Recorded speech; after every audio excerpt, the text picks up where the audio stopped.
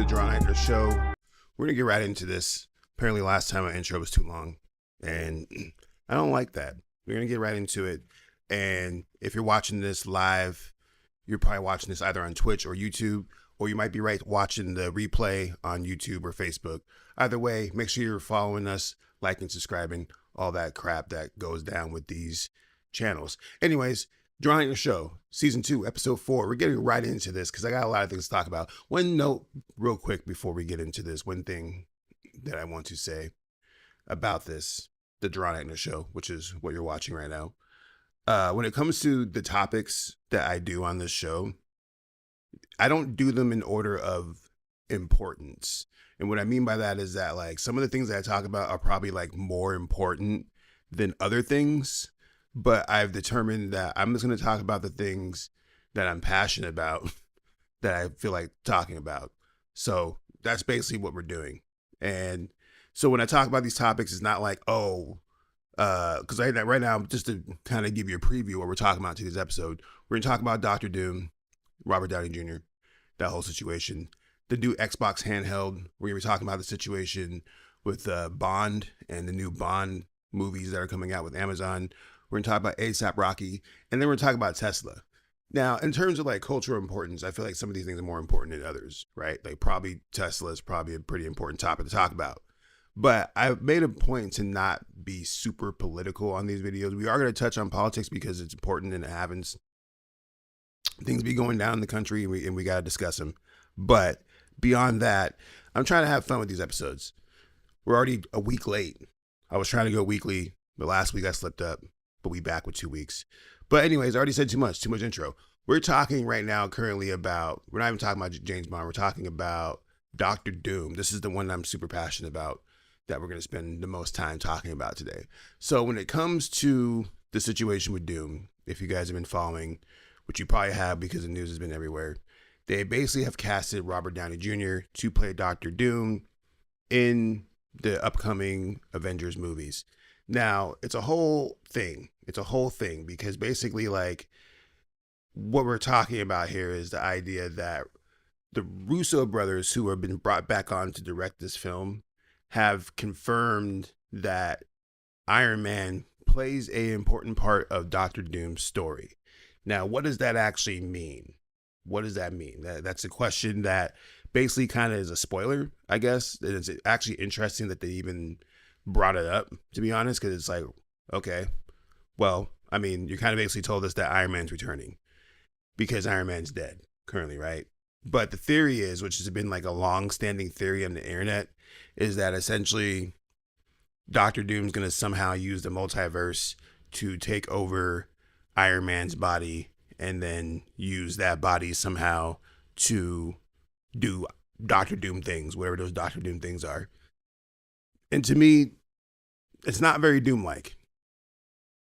It doesn't feel like something that Doom would do. I'm a Doom fan. I actually have read a lot of his adventures in the comic world, and I spend a lot of time watching nerd videos. And, you know, I don't see Doom pulling the deception card as like his play here. It doesn't feel like a move that is like logical in terms of like how he moves as a villain. It's not like something that like I see playing out logically as a Doom character, but I mean, they're going to do what they're going to do. And then secondly, basically the fact that they're even bringing Robert Downey Jr. into this as apparently a possessed version of Iron Man or whatever suggests that he's returning. Now, they've already kind of announced a while back, I'm not even sure people remember this, that they were actually planning on bringing Robert Downey Jr. back into the MCU. They said this a while back ago. It was a very quick little blurb. And what I thought they were going to do, which is something I say every time I talk about these videos, is that it should have been about the 5 years in between the snap and Endgame. And you could have had Iron Man 4 just focus on that, would have been fire, but they didn't do that. Apparently they're bringing him back as Dr. Doom. Whatever, dude. Whatever, my dude. It feels like a cash grab. They understand that there's money to be made. They understand that, hey, we're going to get this money somehow. So let's bring back our most expensive asset, but also our most profitable asset as well in terms of Robert Downey Jr. Just for the sake of getting those people in the seats. Because people will go see this and go see what's going to happen with this film. Like, I'm going to go see it just out of curiosity. But the thing is about it, it feels a little lazy, but it also might be a red herring. There's a couple of things I think about here when it comes to this. Thing number one is when they announced Robert Downey Jr., how they actually did it, which I don't think anybody actually even picked up on, but I picked up on it because I'm a nerd. When they announced the scene with Robert Downey Jr. becoming at Comic-Con, when they were saying that he was going to be Doctor Doom, they actually had multiple Doctor Dooms lined up. Believe it or not. If you remember correctly, there were multiple Doctor Dooms lined up, and he stepped out and revealed himself as Robert Downey Jr. Now, obviously that could be like, oh, Doom bots, right? These are just Doom bots. But we're talking about the multiverse saga here. So I actually think it might have been a bit of a clue in terms of what they're actually trying to do here. Another thing that I'm thinking about, and this is as my storytelling theory brain starts to move, I think about the idea of the fact that they've announced that Chris Evans is also returning. I think that they've said that Doctor Strange is returning and a few other main characters, but Chris Evans is the most interesting one because people are theorizing that he's going to be returning as Nomad or like evil Captain America or something like that, which is possible. But another theory, kind of attaching back to what I was saying, is what if he also appears as Doctor Doom? And what if it's a situation where we're seeing all these multiverse versions of Doctor Doom where he is actually possessing all the different Avengers, right? He possesses all the different Avengers and creates his own version of Dark Avengers by possessing multiversal versions of the Avengers. That's just a theory that I think will actually go pretty hard. Now, I don't know if it happens, hit me up because obviously like my theory game is crazy, but it's something that I've noticed. Like it all comes down to how they announced Robert Downey Jr. Like there's multiple Robert Downey Jr.'s there.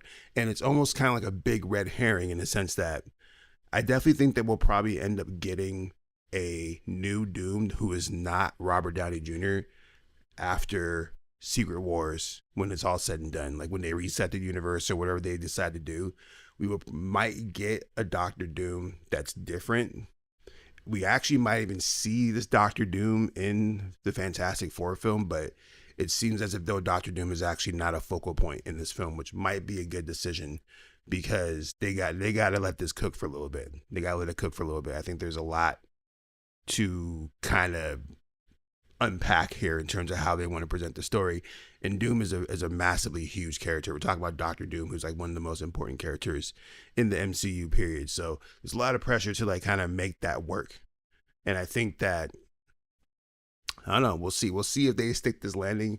I have trust in the Russos, but part of this comes down to the fact that Feige is getting back involved with this because of how bad their last movie, The Electric State, is doing. So currently The Electric State is one of the lowest ranked films of the year, getting terrible reviews. It had something like a $300 million budget, which is crazy. Like when I saw the trailer for it, I just kind of have a vibe when it comes to certain actors. And this is not like a knock to those actors, but at the same time, it kind of is. Like when I see certain actors in certain roles, it's just like, no.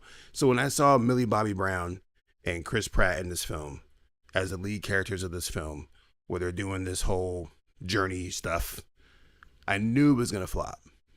And I think a lot of it does come down to the casting of those two characters, like specifically Millie Bobby Brown, who has not proven her acting chops, and Chris Pratt, who is like a very polarizing actor. Like either you love Chris Pratt and everything you do, or you're just kind of like, Chris Pratt is what it is. But my point is, before I go on that whole tangent about the Electric State, that movie's getting terrible reviews. And so now Feige's kind of like stepping back into the arena, and I guess he's going to be a lot more hands-on with Secret Wars and Doomsday. So it'll be really interesting to see how this plays out, because I think at the end of the day, like there's way too much pressure on this film.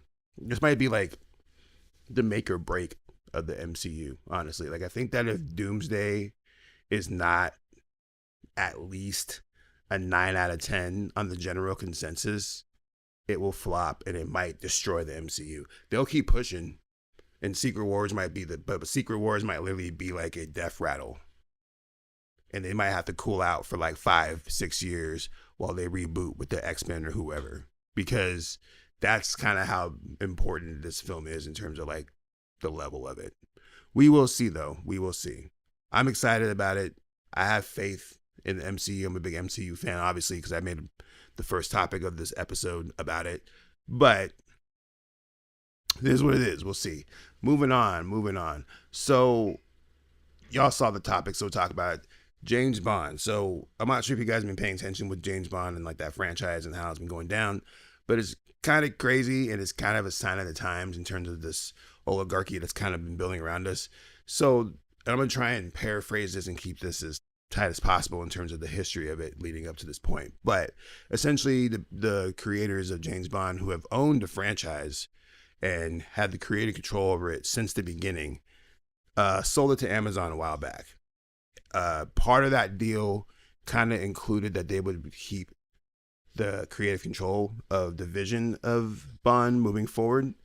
And basically it's kind of overseen by this chick named Barbara Broccoli, who is the one who puts all the pieces in place for Bond. Essentially, when Bezos acquired the Amazon franchise, he made some suggestions about how they should move forward. And that got back to Barbara Broccoli, who was just like, this guy is stupid. These ideas are terrible. We ain't no one trying to hear this. And so it ended up being a situation where not Barbara Broccoli, Jeff Bezos was like, I'm going to destroy this woman and I'm going to take her out somehow, some way. I'm going to make that happen. And I guess since that point, that's basically what he did, is where he kind of put pieces in place. I think he offered her like a crap ton of money, all this stuff to kind of like put her in a position to no longer be involved with the Bond franchise. And so that's kind of what it led to where Amazon now has complete control of the Bond franchise, and they're doing all kinds of stuff. They're talking about doing like a Moneypenny prequel, all kinds of stuff. We'll probably have like a multiverse Bond. We'll probably have like a gay Bond. It's gonna get crazy. It's gonna get crazy. And recently, when they asked Pierce Brosnan, who is actually one of the previous Bond people, what he thought, he was kind of like, we need to keep Bond basically white and British. Basically, we ain't trying to have no DEI James Bond running around. Now, you can go look up the interview, because I tried to find the exact quote, but that's kind of like what the vibe is about the interview that he said, where he was like, we got to keep it traditional. We got to pay homage to the Bond previous franchise, et cetera, so forth. But to me, I think it's funny because it's literally just like, this is DEI falling apart in real time, to where we ain't getting no black Bond. I think there was a point in time where people were saying that Idris Elba was probably the best choice, which I actually, at a certain point in time in his career, I think he would have been great, like earlier on. But honestly, like now, I think he's too famous. And I think that's like the secret behind like the Bond franchise, is that it kind of needs to be somebody who is like not super duper famous. Like we don't need like a Tom Cruise level person playing Bond. You need someone who's still on the come up, who is going to basically cement their career and become A-lister because they became Bond. Like Daniel Craig, Pierce Brosnan, even Sean Connery, all these people became A-list celebrities because they did Bond. So, you know, people are saying Aaron Taylor Johnson. Sure, maybe. We'll see. I don't know. I think he's fine, but like, I think he's a little bit generic. I want him to get weird with it. You know what I'm saying? If you just got a brand new franchise and one of the greatest franchises of all time, let's get weird with it, man. I'm actually cool with the idea of there being like different Bonds, different types of Bonds. I think that the Skyfall franchise or movie kind of blew it, in the sense that they're the ones that was a movie that kind of cemented James Bond as an actual family with a last name. I believe, like, I think it was that movie where he goes and visits his grave, and it's like his dad, and it's like last name Bond, and it's like, you ruined it.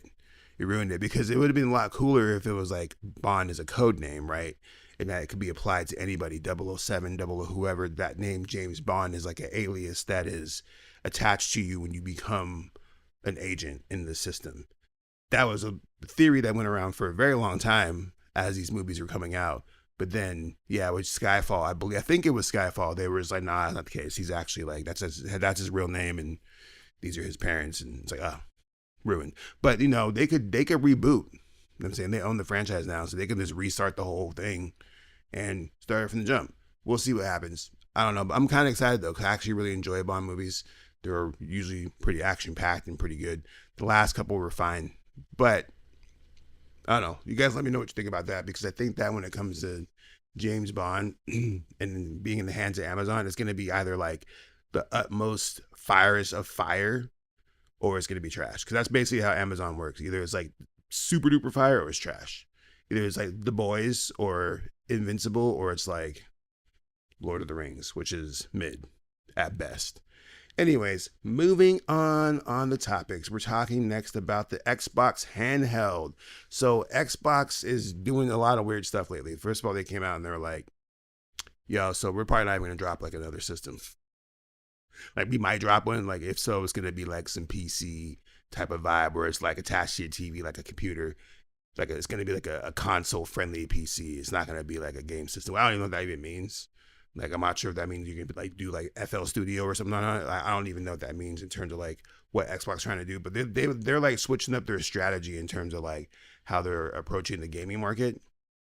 One of the things they recently announced is the Xbox handheld. Now, this photo that I put up is not the actual photo of the Xbox handheld, rather a photo that I found online of someone who designed what it would look like. And to me, I think it's honestly like probably one of the best decisions they can make is to get into the handheld game. Like, I've skipped the last two Xbox generations, and I like Xbox. Like, I came up on Xbox One and Xbox 360. Those are like my gems and part of like some of my favorite game systems that I ever come up with. But at some point in time, they got weird, and I think it got weird with the names. I think that was for me like the red flag for me, where I was like, this company doesn't really know what they're doing. When they named their third Xbox system Xbox One, then they started doing Xbox Series X and Xbox X9s, 3, 9, 4, and all this weird stuff. And it's like, dude, why can't you just do what PlayStation does and just do Xbox 1, 2, 3, or 360, 720, 1080? Y'all had it set up perfectly with the Xbox 360, but for some reason y'all decided to go back to Xbox One and get weird with it. I don't know. I don't know what y'all are doing over at Microsoft, but I digress. The point is that Xbox has been moving just weird. And one of the things that they actually said is that they're actually looking to have PlayStation put their exclusives on their systems, and they want to make games for PlayStation. So they're trying to just be like, they break down all barriers, create this last system, and I guess 2027 is what they're shooting for. That's going to be like this PC that's like also a console that attaches to your TV. Don't know exactly what that means, but part of their little announcement that they were talking about in this press conference is the fact that they're rolling out a handheld system, and they're actually doing it pretty soon. And like I said, a handheld Xbox system would actually be dope if it had the power of even a 360 or like an Xbox One, and you could play dope games on it. I'm all about it. I would probably actually put myself back into the Microsoft sphere if they did that, especially if it came with Game Pass, because Game Pass is probably the best thing that Xbox has going for them right now. And they got smart about it too, and they're like, okay, well, we're gonna go ahead and put day one games on Game Pass, so y'all will actually play the Game Pass. Because before, when I first had Game Pass, it was just like, this game came out like 4 years ago. I ain't trying to play no 4-year-old game. And they're like, oh, okay, well, we'll put Starfield on there. Okay, bet.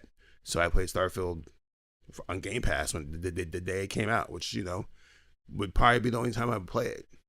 Starfield was fine. Maybe one day we'll talk about Starfield, but I digress. The point is that Xbox is kind of looking at the pasture and what it has to offer and their place in it, and realizing that they might need to fall back a little bit because PlayStation and Nintendo are dominating. Switch 2 is going to do crazy numbers. We already know this, if and when it comes out this year. And then you also have Grand Theft Auto 6, which is like kind of like the biggest gaming moment in maybe of all time. It's going to do crazy insane numbers. They're talking about charging $100 for Grand Theft Auto 6.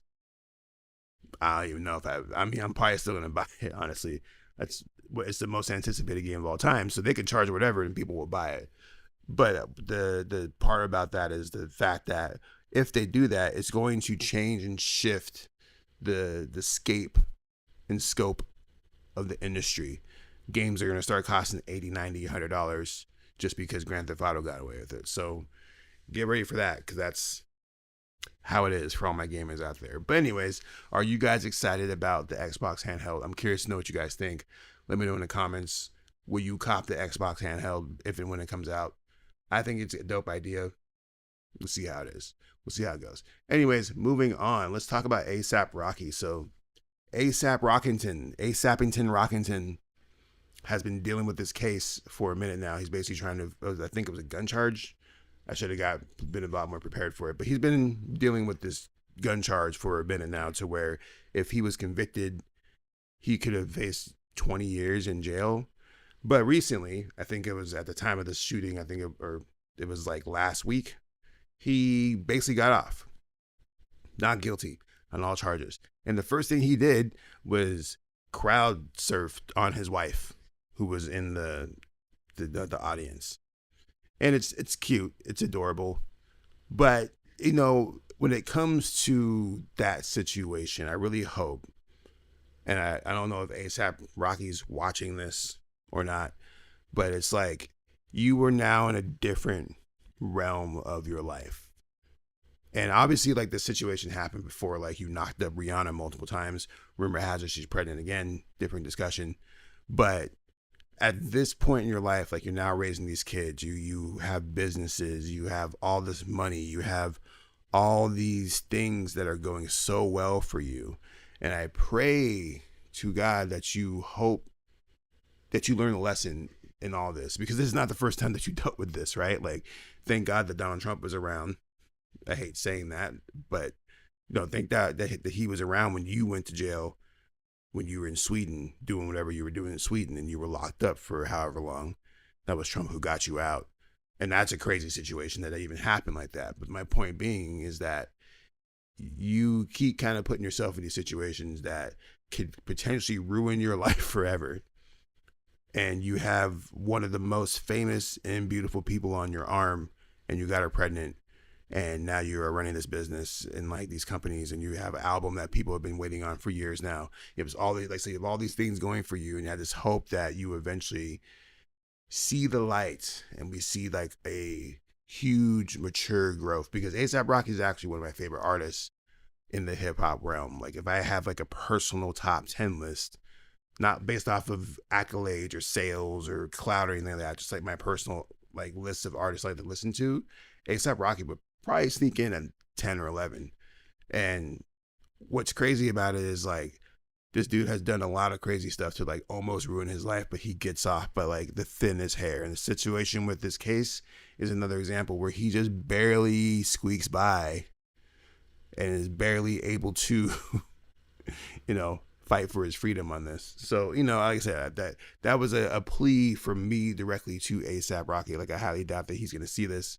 I don't think he's going to watch my show, but if he does, or if this goes viral or whatever, he happens to see this, please do that, man, because it's important, man. And we need you. We need more strong black leaders around that aren't going to jail for dumb shit. You know what I'm saying? Anyways, I just wanted to get that off. That was what I was talking about. Last but not least, we're going to talk about Tesla. And this will be our last topic before we end these episodes, trying to keep them under 30 minutes. I don't think we're going to hit 30 minutes in this one, because I got a lot to say about the situation. There's a lot to talk about when it comes to Tesla right now. So, and even at the time of this recording, when I put this topic on here, this was a week ago, and a lot has changed over the last week. But basically what we're seeing happening is this company imploding right now because of its CEO's actions, which is insane, because when it comes to Tesla, like, it's actually, I'm talking about the actual cars, not the Cybertruck. That's a different topic.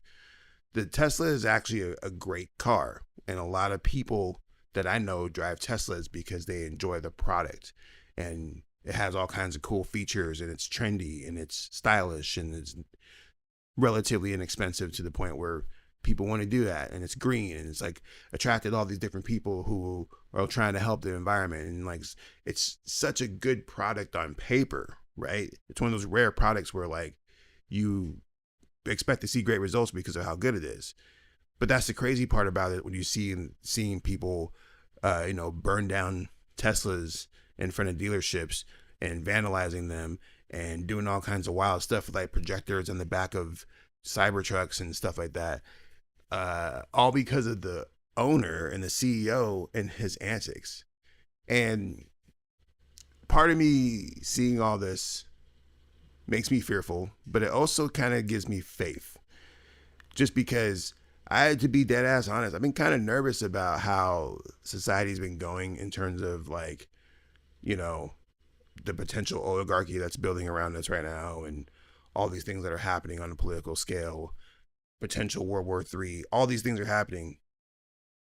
And my fear isn't the fact that they're going to happen.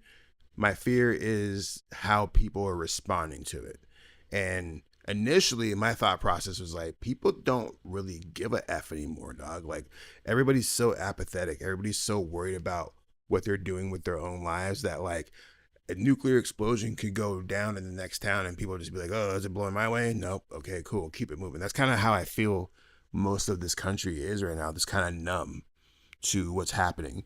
So when I'm seeing the uprising that's kind of happening with like, you know, AOC and Bernie Sanders doing these rallies across the country, and then you're seeing like all these Tesla explosions and terrorism going on with that, which to be honest, to be straight up honest with you and quite transparent and down the middle like I am, what's happening with these Teslas is a form of terrorism. It's the form of domestic terrorism. And yeah, it might be for whatever side that you're rooting for, whether you're anti-Trump or pro-Trump.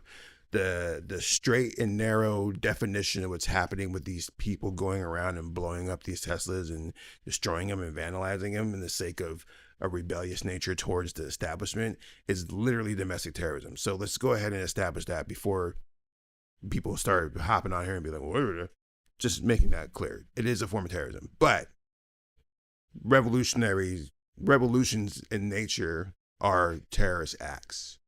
So if you're going to have a revolution happen, quote unquote, in any type of country or any type of governmental structure, it's going to be seen as terrorism by nature. And I'm wondering if me talking about this is going to get my video demonetized, because YouTube has been extremely sensitive about things I've been talking about in here lately. So if you see this video, please like it and subscribe it so we can get out to the algorithm and do all that. But anyways, back to my point. What we're seeing with Tesla, or at least what we were seeing at one point, was the people responding with the best way they know how, which is like kind of going around and effing stuff up and causing destruction, because that's kind of the American nature. Like, if I don't agree with something, or if I really agree with something, I'm going to destroy it. Like, if my team wins a championship, I'm destroying my city. But if my team loses my championship, I'm also destroying my city. So it's interesting that we're seeing kind of this uprising. Now, we also kind of know, because of the things I was saying about apathy and all that stuff, that a lot of these people that we're seeing do all this stuff is kind of like an outlier sect of American people. It's not like my neighbor is going and burning down Teslas. It's like some dude who has been doing this for a while. And one of those type of people, like, and that's what it comes down to, is the fact that, like, I don't think this has definitely reached a point where the American people are going to be like out here bringing down Teslas. When I say the American people, I mean the general populace, like the average Joe, the person that you see driving their car to work every single day. That person is the person that you really need to actually go do something when it comes to like causing a revolution and doing all this stuff. Like, the outliers are only going to be labeled as such, and they'll be labeled as, you know, domestic terrorists or whoever, and that's only going to create more divide, et cetera, so forth. In other words, I don't think that what's happening with Tesla right now in terms of people destroying these cars and doing all this stuff is actually productive. I think it's counterintuitive in the grand scheme of what the message is trying to be. But with all these happenings, the stock is dropping like crazy. I think it dropped something like 20% over the last week and a half. But, you know, Elon finagled some money and moved some stuff around, and it skyrocketed like 15%. I might be wrong, 12% over the last couple of days. So, you know, that's kind of like how it is in terms of just, these billionaires are going to find ways to continue to be billionaires. They're not going to tank it all. Like, what's crazy about it is that the people were saying that if Tesla had reached a certain point in terms of valuation, that it may have forced Elon Musk to sell his X company or Twitter or wherever you want to call it. And that's interesting to me, because it kind of shows how fragile these structures are in terms of if you pull away the rug, i.e. the people who are using these structures in terms of like Twitter and Amazon and Facebook and all these companies that we're saying is becoming an oligarchy, if we just stop using them and the rug gets pulled out and the valuation goes down, they're no longer worth what they're worth. Because the thing about it is that what people get confused about, or not even confused about, or maybe they just don't accept, is that when you hear that Elon Musk is worth $300 billion, it's not like he has $300 billion in the bank. If you go check his bank account, it's not going to say $300 billion, right? It's the valuation of his stock, his companies, his business, et cetera, so forth, assets, et cetera, so forth. Particularly to get that high valuation comes down to his big companies, SpaceX, Tesla, et cetera, so forth. And we as people are the ones who support this. Now, SpaceX is a little different conversation because that's more like I have no effect on SpaceX. Me buying a cheeseburger at the mall is not going to affect SpaceX. But with like Tesla or even PayPal, companies that Elon Musk has handed, if you just stop using them on a grand scale, it does affect his pocket at the end of the day. So that's just a pro tip for you trying to be all anti-government out there. Stop using his stuff. Stop using their stuff. Whoever you're trying to be anti-government against. Anyways, I don't want to spend too much time talking about Elon Musk or talking about Tesla. Like I said, this is not a political podcast. But like I said, I'm trying to talk about the news of the day, the news of the week, if I can get on this on a weekly basis, and the things that are important to me, but also things that you might learn about, which is why I was like, well, I could start with Tesla and go on a 10-minute rant about Tesla, but let's end the episode with Tesla instead, because that way I could talk about some fun stuff like Dr. Doom and ASAP Rocky and stuff like that, and have some fun times in the show instead of talking about all the depressing, sad stuff that's going on in our world. But I digress. Anyways, thank you guys for watching the Jaron Ikner Show. If you are watching this episode, if you got this long, gotten this far in this episode, please like, subscribe, share, tell your friends. If you see the clips, because we're going to be clipping this up, share the clip that makes sense to you, that you like, so I can get more of that sweet, sweet algorithm love and respect. I appreciate you guys watching. We'll be back again, hopefully next week, with a bunch more. A lot of stuff has happened that I didn't talk about for sure. I definitely was like, well, I'm just going to pick some fun stuff, get back into it. But we'll be back again next week with another episode. So please subscribe, please like, and we'll see you guys soon. Also, if you're watching this on the replay, you're watching this on the Jaron Ikner channel or on Facebook, make sure you're following us because we're always posting stuff over here. So I'm out. Y'all take care. Peace out.